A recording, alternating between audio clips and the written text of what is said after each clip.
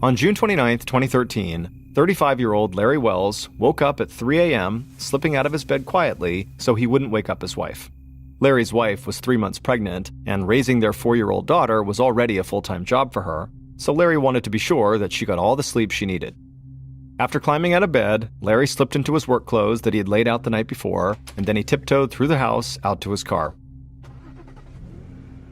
Larry drove for about 5 minutes through the desolate streets of Hamburg, which is a quiet suburb just outside of Buffalo, New York. And at this hour, pretty much every business in town was closed, so it was very quiet and peaceful. Larry eventually turned into a large parking lot and pulled into a parking space. He got out of his car and began walking toward the big, sprawling building at the center of the lot. And as he walked towards it, he glanced up at the sign above the entrance of the building, and as he looked, he smiled. This sign represented something that had deep roots in Larry's childhood and also now an important place in Larry's adult life. That sign's multicolored letters spelled out Toys R Us. Toys R Us was a very popular toy store chain in the United States at the time, and it's where Larry had worked for the last 7 years. Larry loved kids, and for a while he had wanted to become a teacher. He had actually studied education and even got a master's degree, but after graduate school, he couldn't find a full-time teaching job, so he wound up working as a substitute teacher. But at the time, Larry and his wife wanted to start a family and move into a new house, so that's when Larry decided to get a job working at Toys R Us to supplement his income. At first, Larry thought of his job at Toys R Us as just being a sort of placeholder job, something to have until he got hired on as a full-time teacher somewhere. But it turned out Larry sort of loved working there. He got to regularly interact with children, which he loved doing, and also his fun-loving personality and solid work ethic just made him a perfect fit for the company. And so pretty quickly, Larry took a lot of pride in his job at Toys R Us. And all of his coworkers there adored him, and by the time he and his wife had their first child in 2009, Larry had been promoted to store manager. This was his career. And because Larry cared so much about this job and about Toys R Us, he would often start work at 4 a.m. on Saturday mornings just to help the stockers unload the merchandise trucks, even though he didn't have to do that. And that's exactly what he was doing on this particular Saturday morning, showing up early to lend a helping hand. And so Larry walked up to the front door of the Toys R Us building, and waiting outside were 2 of his employees, Cindy Barone and Isaac Millette Lloyd. The building was locked, so Larry pulled out his keys, unlocked the door, slid it open, and let the 2 workers inside. Larry walked in after them and then slid the door shut and locked it back up, because the store wasn't actually scheduled to open for another several hours. Cindy and Isaac made their way over to the time clock and punched in, then they picked up their walkie-talkies, which they clipped to their belts, and they began their shifts. As for Larry, he headed straight to the storeroom, opened up the back door for the merchandise truck driver, and then began helping the driver unload the truck. And then at some point, Cindy and Isaac came over, and they grabbed pallets of this merchandise from the back, and then wheeled those pallets into the store on dollies. Isaac took his pallet to his section of the store, while Cindy took her merchandise pallet to the next section over. And then both of them got to work restocking the shelves, which had been thinned out by the Friday night rush. By 4:30 a.m., the truck was fully unloaded, so Larry let the driver back out of the building and then locked the back door after him. At this point, Larry, Cindy, and Isaac were now working in separate parts of the building, and they couldn't see each other, but they could communicate using their walkie-talkie radios. And you need to keep in mind that this particular Toys R Us store was massive, over 41,000 square feet. And so really it was normal if you were working in off-hour shifts to basically not see anybody else physically and just basically talk to them on your walkie-talkie. A little before 5 a.m., so about 30 minutes later, an employee named Anthony Armstrong stood outside the front entrance, pulled out his cell phone, and called his manager, Larry, and told him he was outside the store ready to start his shift and could he come over and unlock the door.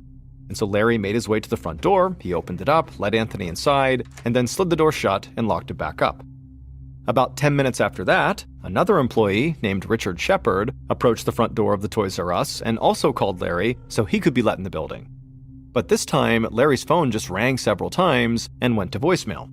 So Richard sent Larry a text message and then waited a minute for a reply, hoping he would reply soon, but he didn't. And so as Richard is just sort of standing there, he pressed his face against the glass and peered into the store to look for any movement, thinking maybe he could, bang on the door and get one of the other employees' attention so they could let him in. But he didn't see anybody.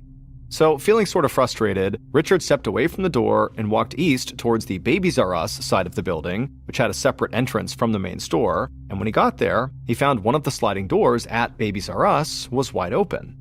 Now, this really surprised Richard because the company had very strict loss prevention policies that required all doors to remain locked during non-business hours. But this was actually kind of lucky for him because now he was able to just stroll right into the store without needing anyone to help him inside. And so once he was in, Richard clocked in and began his shift stocking shelves in his section. Now, at this point, Richard still hadn't seen anybody else, and he did think it was kind of eerie to be all alone in this vast fluorescent-lit store before the sun had even come up. A few sections over from Richard, Isaac was still stocking his shelves, and he was taking his time as usual because Isaac was meticulous and took great pride in his work. He also really liked Larry as a manager, and so he always tried to do a really good job when Larry was around because he wanted to impress Larry. Cindy, on the other hand, was actually almost done stocking her section, but it wasn't because she was lazy, it was because she had worked at Toys R Us longer than a lot of the other employees, and so she knew the merchandise inside and out, and she could basically make her way through the entire giant store with her eyes closed, and so she was just really quick. As the hour wore on, all the employees kept plugging away, sort of independent of each other, and outside, as the sky turned from pitch black to a pale blue as the sun rose, the lights in the parking lot switched off for the day. Isaac looked outside and noticed the sun coming up, and he knew the store was going to be opening in just a couple of hours, and he still had more merchandise that he would need to put out onto the shelves. So he wheeled his now empty pallet to the back of the store into the stock room, and he was about to load up another full pallet of merchandise when he suddenly heard a noise coming from inside the store. It was a repetitive noise, like a wailing sound, but sort of flat and robotic. At first, just because Isaac didn't know what the sound was, he simply tried to ignore it and just focus on his work. But the sound just kept going on, and nobody seemed to be turning it off, and that's when Isaac realized this was actually an alarm going off inside the store. And so Isaac stopped what he was doing, and he pulled out his radio, and he pressed the button and said, "Hey Larry, there's an alarm going off in the store, can you please turn it off?" But a minute went by, and the alarm still kept going, and there were no responses from Larry on the radio. And so Isaac turned the channel on his radio and radioed everyone in the store and asked for someone to please go find Larry and please get him to turn off that alarm. Cindy happened to be closest to the manager's office at the front of the store when Isaac made this radio call, and so Cindy replied into the radio that she would go see if Larry was in his office. Shortly after that, Isaac emerged from the stockroom, pulling behind him a pallet of merchandise, and as he did, suddenly a woman's scream echoed through the entire store, and then Isaac heard this woman sobbing and shouting, "Oh my God! Oh my God!" Isaac had never heard Cindy scream or cry before, so at first, he wasn't even sure if it was her. He just felt completely disoriented. And then Isaac saw his coworker Anthony rushing towards the manager's office, and so Isaac followed behind. Outside the office, both men saw Cindy crying and shaking, and in between sobs, she said she needed to call 911, and then she rushed past them, picked up a phone from one of the checkout lanes, and dialed. At this point, Richard, the employee who had shown up last, rushed up the aisle to where Isaac and Anthony were now standing, and the three men just sort of looked at each other, confused and frightened, and then, without a better plan, they just walked into the manager's office, and immediately it became clear why Cindy was so upset. Their manager, Larry, was slumped over in his chair, bleeding profusely from a hole in his chest. Isaac reflexively called out to Larry, but Larry didn't respond. The only sound in the office was a loud pulsing screech from the phone receiver, which had been left off the hook. And so the three men just turned and ran out of the office over to Cindy, who by this point was on the phone with 911, totally hysterical, screaming into the phone that their manager had been shot and she wasn't sure if he was alive or dead.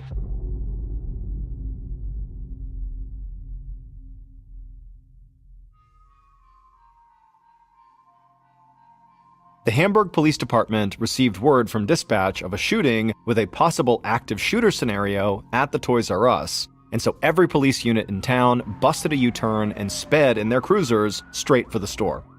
Now, the 911 operator had told Cindy that the police were going to be there soon, and so everybody in the store needed to exit immediately and wait in the parking lot.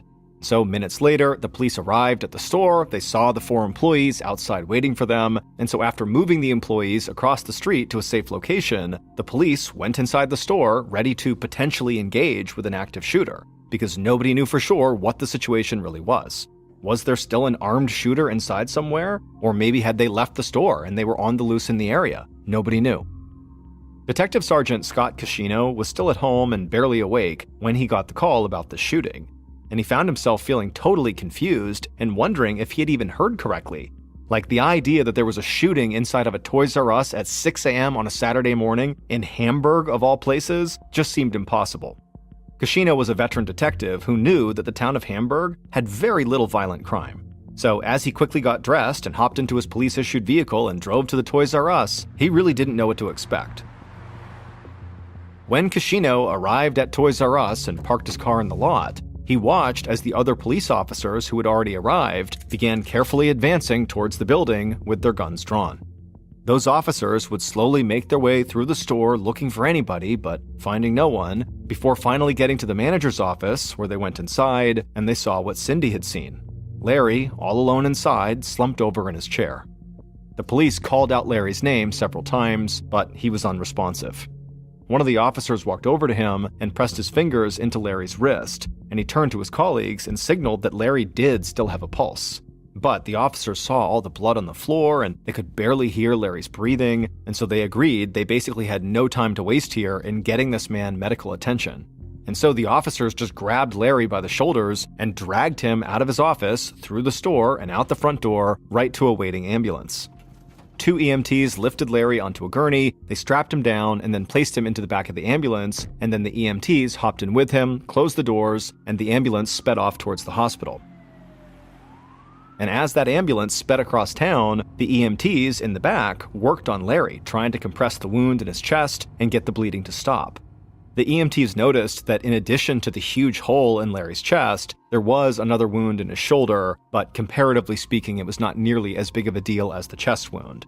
And then as the EMTs continued doing their work, they realized, these wounds were not gunshot wounds, they were knife wounds. Larry had been stabbed.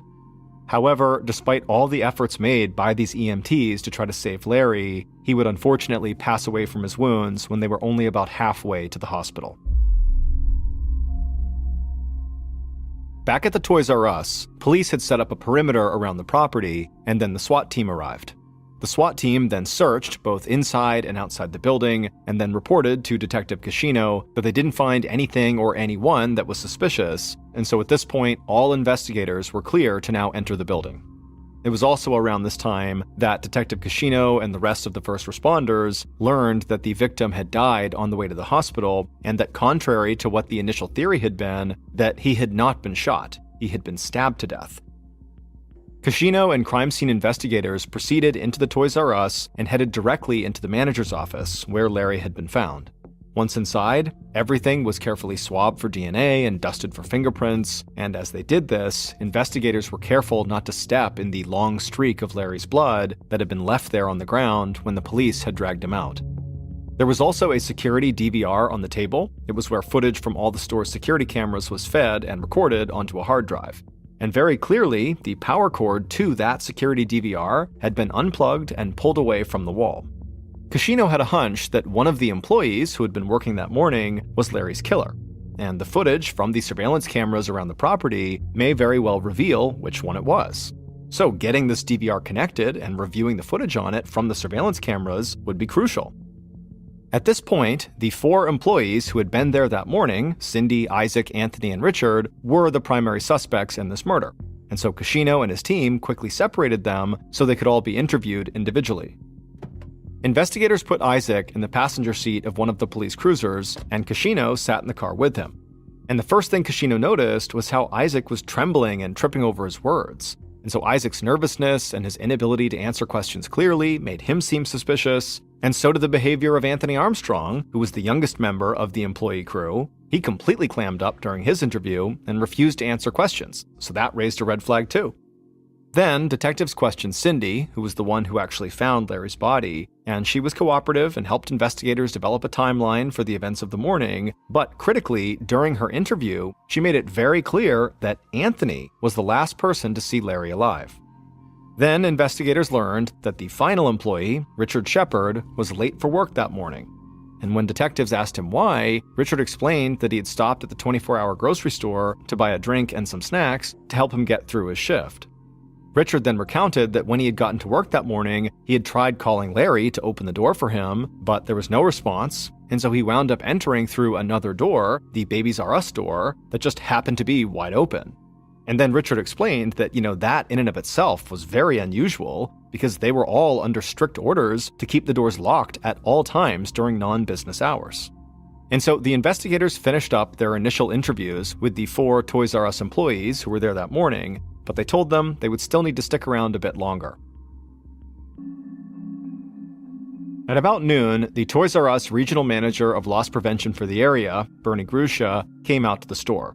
Toys R Us corporate had contacted him and sent him out here to try to be as helpful as possible with the investigation. Kashino saw Grusha arrive, walked over and introduced himself, and then a few minutes later asked Grusha to come into the manager's office to try to help the investigators view the store's security footage.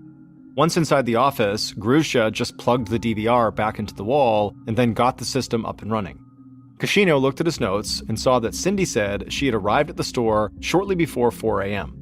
So Kashino asked Grusha to please wind the security footage back to about 3:45 a.m. And so Grusha pulled up the security video at 3:45 a.m., and then very slowly, the detectives began examining footage from each of the store's more than a dozen security cameras from 3:45 onward. And as they did this, Kashino, who was right nearby, pulled out his notebook and began writing down the exact time at which he saw the employees show up at work on this video, and then he compared the security footage timestamp to the timelines that each of the employees had given him. And also, Kashino took note of where in the store specifically each employee was working during the first 2 hours of their shifts. On the video, Kashino saw Larry, Isaac, and Cindy all entering the store at 3:55 a.m. And then a few minutes later, Larry could be seen in the back of the store, letting that truck driver inside the building so they could offload merchandise. And then, at exactly 4:24 a.m., Kashino noticed some movement from the camera inside of the Babies R Us department that was pointed toward the front door of the building. And so Kashino asked Grusha to please bring that specific video into full frame. And once that video was maximized, the investigators saw a dark figure standing right outside the front door to Babies R Us for about 30 seconds. This figure appeared to struggle with the lock before the door suddenly opened and they walked inside and disappeared somewhere inside the store. Kashino turned to Grusha and said it sort of looked like the person in the video had jimmied or pried the door open, and Grusha agreed. Kashino directed Grusha to pull up the global view, which would allow them to see all of the cameras at once. This would let them track this mysterious figure's movements through the store. The investigators watched on the global view as this figure disappeared from one camera's view and then popped up in another, but as they watched, it became pretty clear that this person was doing their best to avoid being in front of the cameras. They were snaking and dodging their way through the store, hiding behind shelves wherever they could. They were acting really sketchy.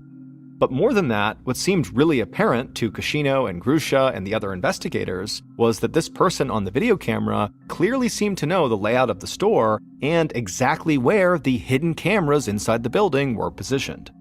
At one point, when the intruder walked across one of the camera's field of vision and was relatively easy to see, Kashino asked Grusha to pause the camera and zoom in on this person to get a better look. And as soon as Grusha did this, it was clear to investigators that this person was trying very hard to disguise their identity.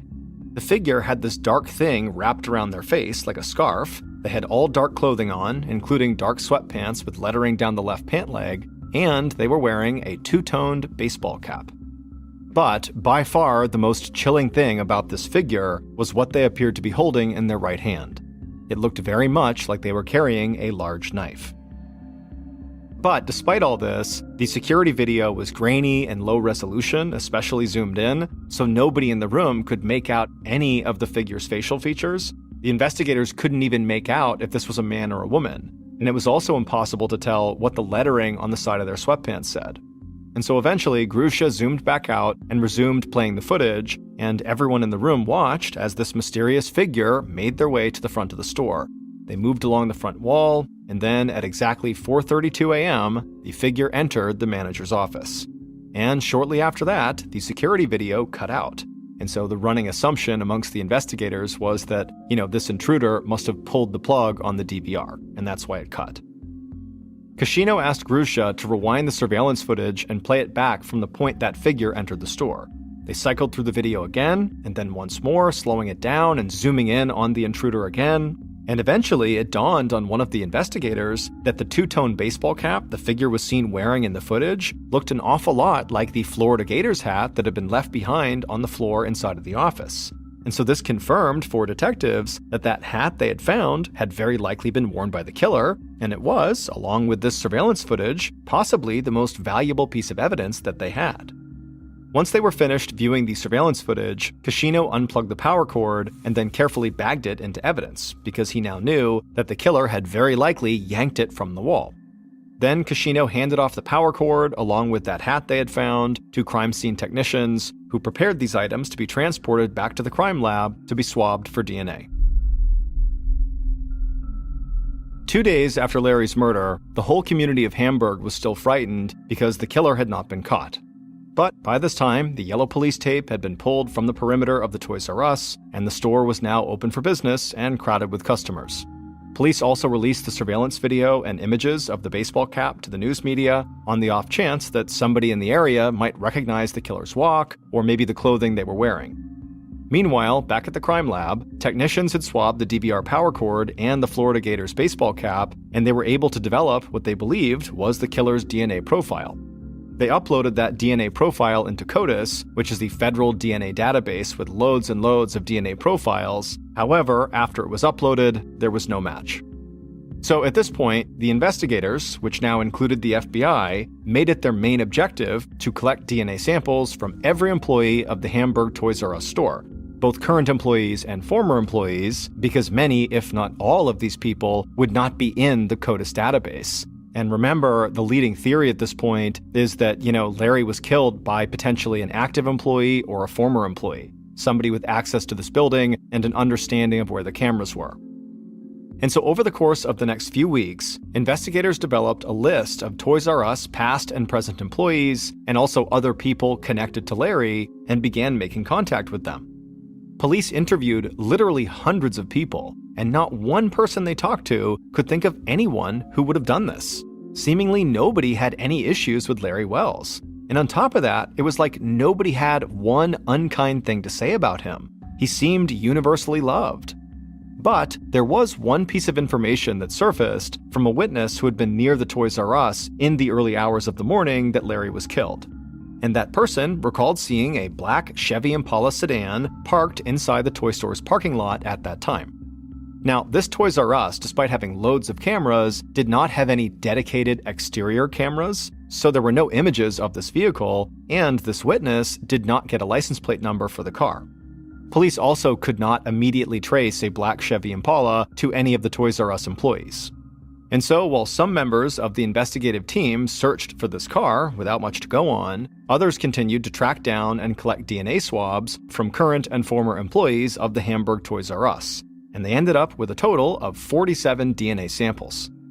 It would take several weeks for each DNA profile to be processed by the crime lab, but finally, in mid-August, a month and a half after Larry's murder, the results from all 47 DNA tests came in. And none were a match, meaning not one of those current or former employees had a DNA profile that matched the DNA profile from the hat and the power cord found inside of the crime scene. Detective Kashino and his team were frankly shocked. They expected there to be a match here, but now they just felt lost. It was like months of work had gotten them nowhere. And so once again, they turned to the FBI for help. And they asked the Bureau to draw up a psychological and personality profile of the killer. And so the FBI created that profile and then began reviewing recent arrests in the upstate New York area, and they would find one person who matched their profile almost exactly. The man's name was Patrick Walden, and he had recently been arrested in a neighboring town, and he had just been released from jail. And Kashino soon learned that the vehicle Patrick was driving when he was arrested was registered to his girlfriend's mother, who happened to be an employee at the Hamburg Toys R Us where Larry Wells was killed. And perhaps even more importantly, Kashino discovered that when police searched that vehicle at the time of Patrick's arrest, inside of the car, they found a very long knife.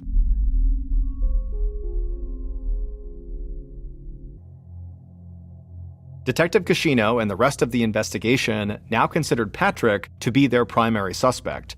He had a connection to the Toys R Us through his girlfriend's mother, he'd been in possession of a weapon that was at least similar to the one used to kill Larry, and he fit the FBI's profile of the killer.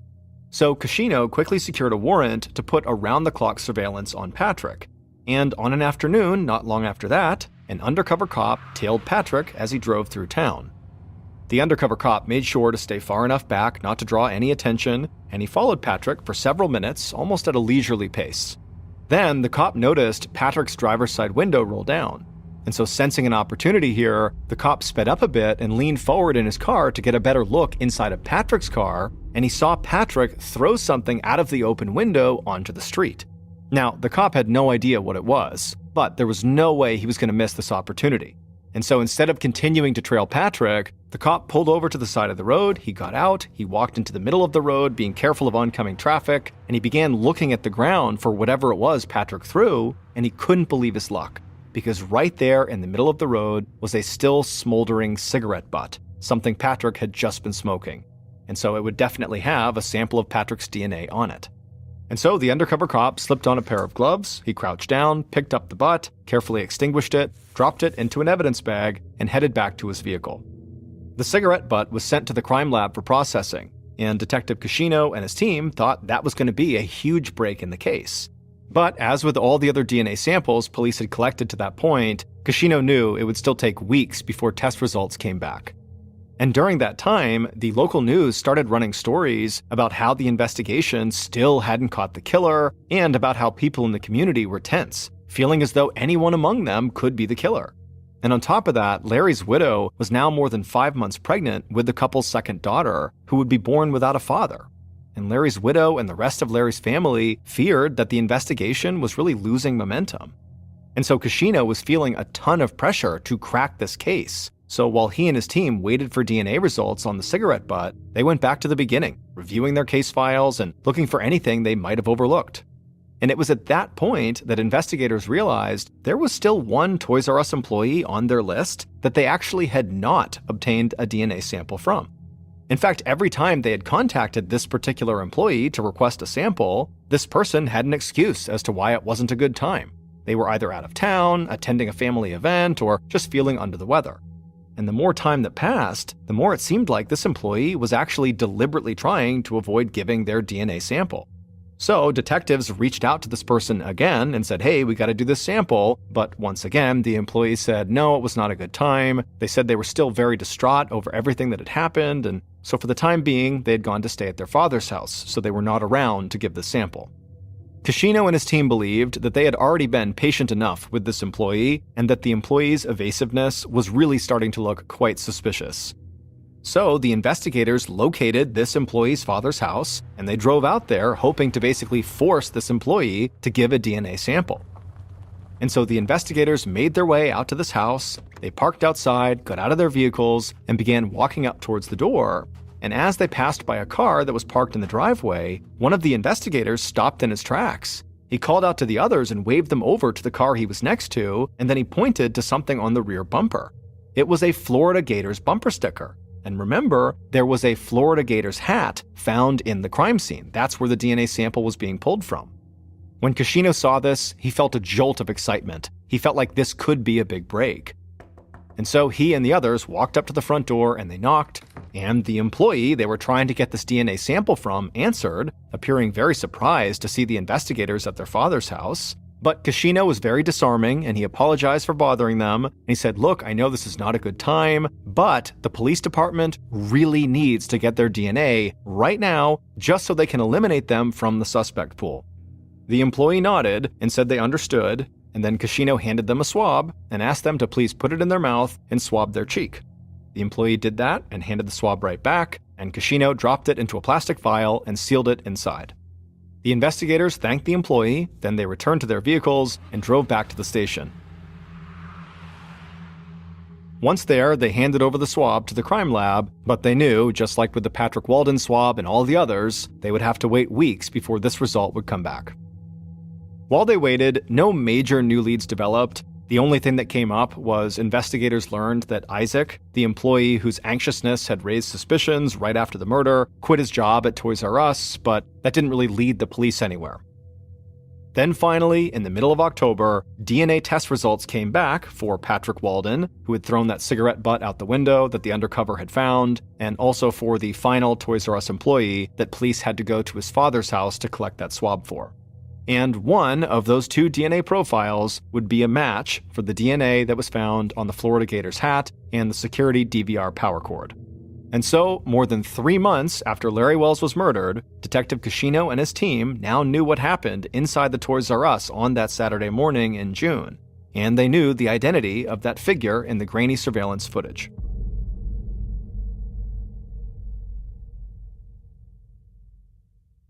Based on interviews, DNA samples, and evidence collected throughout the investigation, the following is a reconstruction of what police believe happened at the Toys R Us on June 29, 2013.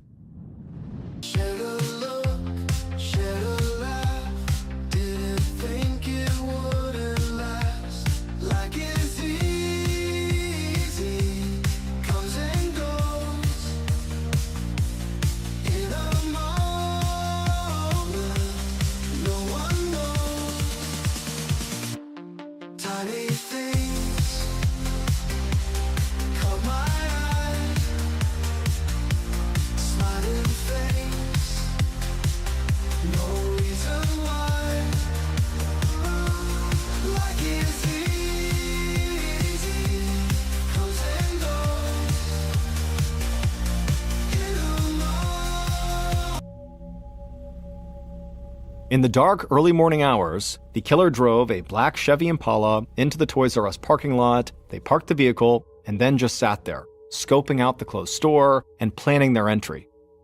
After a few minutes, the killer pulled a scarf around their face to conceal their identity, they grabbed their knife off the passenger seat, and then got out of their car and walked up to the Babies R Us entrance on the side of the store.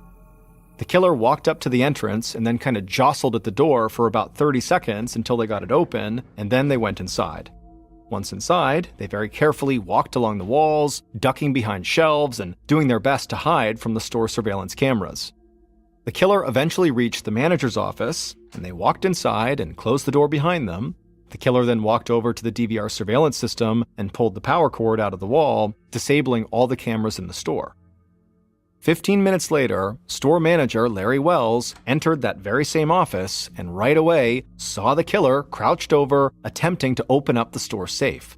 The killer heard Larry enter and they wheeled around and immediately held up their knife and demanded Larry come over here and open the safe. But Larry, instead of doing that, just reached for the phone to call for help. But at the same time, the killer lunged at Larry and the two men began to struggle. Larry tried desperately to push the killer off of him, but the killer began swinging their arms wildly, at one point stabbing Larry in the shoulder. And when that happened, Larry stumbled forward, and the killer at that point just raised the knife again and brought it down into Larry, stabbing him in the left side of his chest. Larry screamed out in pain and then collapsed into the chair. The killer just stood there for a second, shocked at the sight of Larry now bleeding profusely from the stab wound they had just inflicted on him. And so the killer, who was starting to panic, just forgot about the safe and just turned and ran out of the office, not realizing their baseball cap had fallen off during the attack. Once out of the office, the killer slipped through the store unseen and rushed back outside. They got back into their Impala, sped out of the parking lot, and tossed the knife into a dumpster as they fled the scene. Back in the manager's office, Larry Wells was slipping in and out of consciousness. But in one of his conscious moments, he did manage to trip the store alarm. However, despite that alarm going off, Larry would lay there bleeding for nearly an hour before he was finally discovered and help was called. But unfortunately, by that point, it was already too late. For months, detectives had dealt with one DNA test after another that did not match the hat or the DVR cord. But they did finally get a match from that last employee they had tested, and that employee was Bernie Grusha, the regional vice president of loss prevention for Toys R Us, and the same man who had assisted investigators with the security footage. He literally watched himself maneuver through the store, eventually committing a murder while he sat there with police. On October 16, 2013, police arrested Grusha and charged him with the murder of his friend and employee, Larry Wells. Investigators served a search warrant on Grusha's home, and what they found in the garage of the house brought them much closer to understanding his motives. Police found over $200,000 in stolen Toys R Us merchandise. And what the investigation would soon uncover is that Bernie Grusha, who had been hired to protect Toys R Us assets, was actually robbing Toys R Us blind.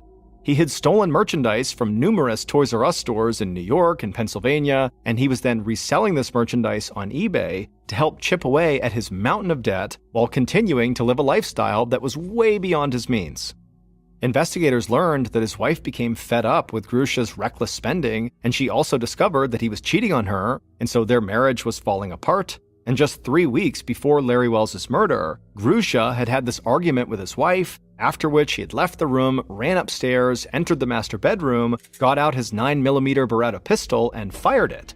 And his wife ran upstairs and found her husband lying face down on the floor, thinking he must have killed himself, and so she frantically ran to him and turned him over, at which point he looked back at her, completely unharmed, and told her he just wanted to test her and see how she'd react.